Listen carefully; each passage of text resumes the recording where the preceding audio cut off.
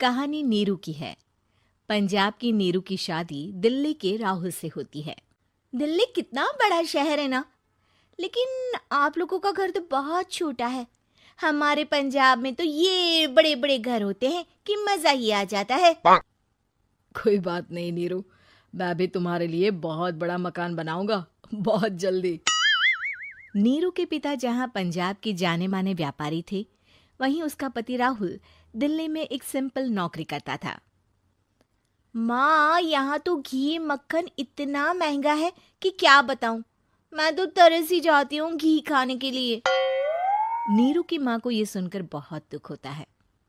मेरी बेटी को घी नसीब नहीं हो रहा है और ये बहू यहाँ बैठकर घी में शक्कर डाल रही है। देख वनिता, मैं साफ कह रही हूँ, इस घर में जितना घी आएगा उतना ही मेरी बेटी के घर दिल्ली भी जाएगा। अरे ये क्या बात होती है माँ जी? बेटी का उतना ही करो जो अच्छा लगे। अब क्या मायके से घी और मक्खन तक की सप्लाई करोगी आप? हाँ, मेरी बेटी किसी चीज को तरसे मुझसे बर्दाश्त नहीं होता। अब क्या था, नीरू के मायके में 2 किलो घी आता तो 2 किलो दिल्ली जाता नीरू के पास। एक दिन, माँ बड़ी गर्मी पड़ती है दिल्ली में। इस घर में तो एक ही एसी है और वो भी ड्राइंग रूम में। सारा परिवार एक ही कमरे में सोता है। हाँ बेटा, वो तो हर घर की कहानी है। यहाँ भी एक ही एसी है। अरे बिल इतना आता है कि क्या बोलूं। तभी वहां राकेश आ जाता है। माँ, थोड़ी देर में यहाँ कुछ प्लम्बर आएंगे मेरे कमरे में एसी लगाने। जरा ध्यान से लगवा देना ना माँ। ओए, ऐसे कैसे तेरे कमरे में एसी लगेगा? हाँ राकेश, एक बार बात तो कर लेता। अरे पापा, वो वनिता को गर्मी में नींद नहीं आती। ड्राइंग रूम में सबके साथ सोने में वो अनकंफर्टेबल है, इसलिए। अरे पूरे परिवार के साथ वहां तेरी बहन नीरू भी तो सोती है।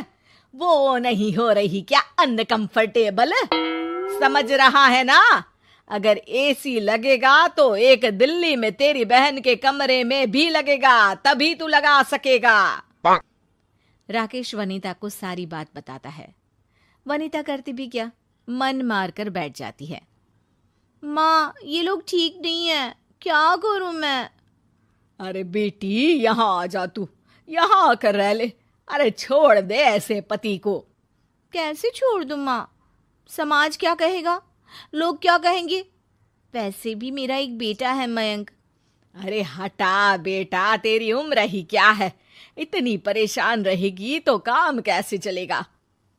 खैर, बात आई गई हो जाती है। माँ को लगता है कि नीरू ठीक है, तो वहीं नीरू के मन में एक ही लाइन चल रही होती है, यहाँ आजा। माँ ने तो बोल ही दिया है कि यहाँ आजा। बस मयंक थोड़ा सा बड़ा हो जाए, इन गरीबों को छोड़कर मैं वापस माँ के पास ही चली जाऊंगी। वो इसी सोच में बाजार में चल रही थी कि मैम, आपका दुपट्टा जमीन को छू रहा है। नीरू जैसे ही उस लड़के की तरफ देखती है, देखती ही रह जाती है। हाय रे, कितना सुंदर लड़का है ये। अब क्या हुआ? मैंने कहा आपका दुपट्टा। तो खुद ही उठाकर दे दो ना। लड़का समझ जाता है कि नीरू उस पर फिदा हो चुकी है। वो उससे उसका नंबर लेकर चला जाता है। अब क्या था, नीरू और रोहित में लगातार बातें होने लगती है। मैं हरियाणा का रहने वाला हूँ, यहाँ एक बड़ी कंपनी का मैनेजर हूँ। अच्छा, और कितने बच्चे हैं तुम्हारे? बच्चे? अरे मेरी तो शादी भी नहीं हुई है।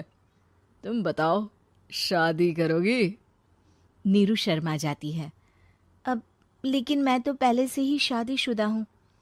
मुझे फर्क नहीं पड़ता, बस तुम शादी कर लो। भाग चलते हैं, बहुत पैसे वाला हूं मैं, हमेशा खुश रखूंगा तुम्हें। नीरू रोहित से मिलकर सारा प्लान बना लेती है और फिर एक दिन घर से भाग जाती है। दोनों शादी कर लेते हैं। शादी के बाद, क्या बात है नीरू, तुम्हें परेशान सा देखता हूँ, सब ठीक तो है ना?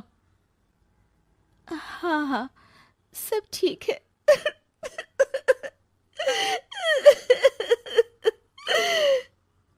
ये कहते कहते ही वो रोने लगती है। अरे क्या हो गया, रो क्यों रही हो? मैंने तुमसे एक बात छुपाई है। और वही बात अब मुझे परेशान कर रही है। रोहित, मेरा एक बेटा भी है, उसका नाम मयंक है। क्या बात कर रही हो? ये तुमने मुझे पहले क्यों नहीं बताया? देखो नीरू, मेरी माँ को मैंने ये नहीं बताया है कि तुम शादीशुदा हो। बच्चा मैं मैनेज नहीं कर पाऊंगा। नीरू को समझ में नहीं आता कि वो क्या करे। तुम उस बच्चे को अपनी माँ को क्यों नहीं दे देती? नीरू चुपके से माँ को फोन करती है। माँ, क्या मयंक को तुम रख सकती हो? बेटा, मैं राकेश के साथ बात करती हूँ। आखिर घर का बेटा वही है, जो वो बोलेगा। वैसे भी बेटा, तूने जो किया है ना, उसके बाद से पूरा घर तेरी बुराई कर रहा है। मैं भी अब किसी से तेरे लिए लड़ नहीं सकती। राकेश बेटा, नीरू ने तो जो किया बहुत ही बुरा किया, लेकिन मैं सोच रही थी कि क्यों ना मयंक को हम यहाँ ले आए। तभी वनीता बोल पड़ती है। वाह जी, ऐसे कैसे यहाँ ले आए? यहाँ क्या भंडारा भरा है? और जिस बच्चे की माँ ने नहीं सोचा, उसके लिए हम क्यों सोचे? नीरू को एक बार तो अपने बच्चे के बारे में सोचना चाहिए था ना। अरे लेकिन तेरे पास भी तो लड़का नहीं है ना वनीता। माँ, वनीता ठीक बोल रही है। कल को वो बड़ा होकर इसी घर का हिस्सा मांगेगा तो हम क्या करेंगे? माँ कहती भी तो क्या, वो चुप रह जाती है। वहीं नीरू का पहला पति कहता है। माँ, अगर आज भी वो वापस आ जाए तो मैं उसे माफ कर दूंगा। बेटा, गरीबी चीज ही ऐसी है, क्या करेगा? तू तो अब मयंक का सोच। वो बेचारा तो बिना माँ का हो गया। मयंक के खातिर तू दूसरी शादी कर ले बेटा। लोगों के लाख समझाने के बाद नीरू के पहले पति की शादी रिद्धि से हो जाती है, जिसके पहले पति से 2 बच्चे होते हैं। देखो जी, मैंने शादी सिर्फ बच्चे के खातिर की है। मैंने भी शादी सिर्फ बच्चों के खातिर की है। वहीं नीरू के दूसरे पति के मन में ये बात घर कर जाती है कि नीरू एक मासूम बच्चे को उसके खातिर छोड़ कर आई है। अब देखो नीरू, मुझे लगता है कि जो औरत अपनी कोख का बच्चा छोड़ सकती है, वो तो कुछ भी कर सकती है। कल को तुम्हें मुझसे अच्छा कोई मिल गया तो तुम तो मुझे भी बाय बाय कर दोगी ना। नीरू को अब उसका दूसरा पति ताने देना शुरू कर देता है। तंग आकर नीरू उसके यहाँ से भागकर अपने पहले पति के पास चली जाती है, लेकिन ससुराल में क्या लेने आई है नीरू, मयंक को? नहीं नहीं सासू माँ, मुझसे गलती हो गई, मुझे माफ कर दीजिए। नीरू, अब वक्त खत्म हो गया है, मेरी शादी हो चुकी है। तो छोड़ दो ना उसे, हमारा बच्चा है। मैं आपको अपनी माँ नहीं मानता, मेरी नहीं मान तो बात अच्छी है। नीरू मयंक की बात सुनकर समझ जाती है कि उसके पास अब ना आसमान रहा ना ही जमीन। क्या करूं, मैं इतनी सुंदर हूं तो? श्रीवास्तव मौसी का जब बेटा हुआ था, उन्होंने तभी ठान लिया था कि अपने बेटे के लिए सबसे सुंदर लड़की का हाथ मांग कर लाएंगी। श्रीवास्तव मौसी को भी बचपन से हीरोइन बन के रहने का बड़ा शौक था, तो बहू भी उनको हीरोइन जैसी ही चाहिए थी। एक दिन उन्होंने मिस गाजियाबाद डिम्पल से उसकी शादी करवा दी। यहाँ बस एक ही दिक्कत थी, डिम्पल को फेस मास्क बनाना तो आता था, पर आटा गूंथना नहीं आता था। बातें तो पक्की पक्की करती थी, पर रोटियां कच्ची पक्की बनाती थी। कमला बहन, मानना पड़ेगा, आप शहर की सबसे सुंदर लड़की को ब्याह कर ले आई है अपने बेटे के लिए। अब इसमें हमने तो कुछ नहीं किया भाई साहब, सब ऊपर वाले की कृपा है। जी जी, तो क्या क्या कर लेती है आपकी बहू? सब कुछ। जाओ बेटा डिम्पल, शर्मा जी के लिए थोड़ा नाश्ता पानी बना लाओ। डिम्पल नजदीक जाकर श्रीवास्तव मौसी के कान में फुसफुसाती है। मम्मी जी, नाश्ता बनाना तो नहीं आता, सिर्फ पानी ले आओ। अरे बेटा, तुझे देखने कितने लोग आए हैं, इन सबको पानी पिलाने का ही इरादा है क्या? सुंदर हूँ इसलिए देखने आए हैं। क्या करूँ, मैं इतनी सुंदर हूँ तो आप ही बताओ ना, क्या करूँ मैं? अरे बेटा कुछ मत कर, खाना बनाना सीख ले बस। श्रीवास्तव मौसी के लिस्ट में सुंदरता सबसे ऊपर आती थी और उन्हें उसी का फल मिला। उनके बेटे अशोक ने एक दिन माँ से शिकायत की। माँ, कैसी बहू ढूंढ कर लाई हो? मैं शाम को थक हार कर घर लौटता हूँ तो मुझे कहती है, आज पेडिक्योर करना है, करवा दोगे? अरे जबकि दिन भर काम करके पाँव मेरे थके थे। अरे बेटा ठीक है ना, धीरे धीरे सीख जाएगी। अरे क्या सीख जाएगी माँ, उससे कुछ भी नहीं आता। हफ्ते भर का शेड्यूल बना लिया है उसने, पेडिक्योर, हेड मसाज, मुल्तानी मिट्टी का ये वो, अरे पता नहीं क्या क्या। अरे मुझे तो नाम भी नहीं आते। देख बेटा, खाना बनाना, सब्जी काटना, ये सब सीखा जा सकता है, पर सुंदरता नहीं सीखी जा सकती। इतनी सुंदर बहू मिली है, फिर भी तू खुश नहीं है। कैसा बेटा है तू? श्रीवास्तव मौसी का मानना था कि समय रहते बहू सब सीख जाएगी, पर मिस गाजियाबाद से शादी कराने के बाद घर का जो नाम हुआ है वो जरूरी है। अरे सबकी बहू खाना बना लेती है, हमारे घर में तो काम वाली दीदी भी है, पर हमारे घर में जितनी सुंदर बहू है ना, उतनी किसी के घर में नहीं। ऐसा श्रीवास्तव मौसी सबको कहती रहती। फिर एक दिन वो हो गया जो नहीं होना चाहिए था। डिम्पल को पिंपल हो गया। डिम्पल घर में छुपी बैठी थी, पर ऐसी खबर छिपती कहाँ है। शर्मा जी घर में अपने बेटी की शादी का न्योता देने आए तो उन्होंने पूछ लिया, अरे आज आपकी बहू नहीं दिख रही?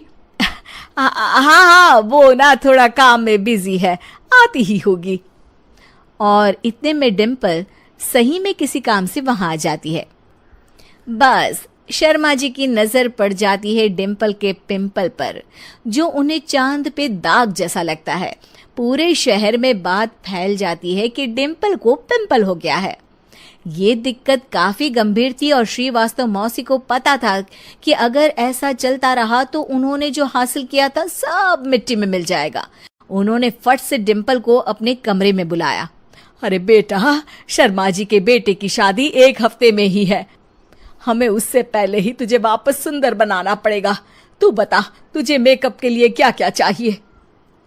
डिम्पल की दी गई लिस्ट का सामान श्रीवास्तव मौसी शाम को ही ले आती है और उसके बाद शुरू होता है डिम्पल का मेकओवर।